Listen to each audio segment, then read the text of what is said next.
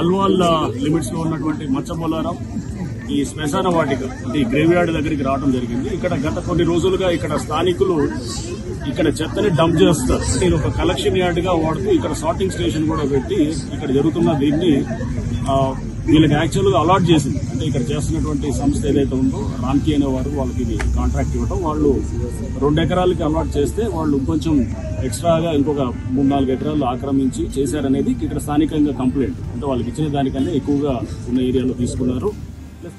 Hadra Commissioner A.V. Ranganath visited Machbolaram in Alwal Mandal after complaints about illegal garbage dumping. Locals alleged Ramki company dumped waste near a crematorium, causing unbearable foul smells. Ranganath assured the issue would be addressed seriously. His visit aimed to resolve residents' concerns. Follow us for more news updates.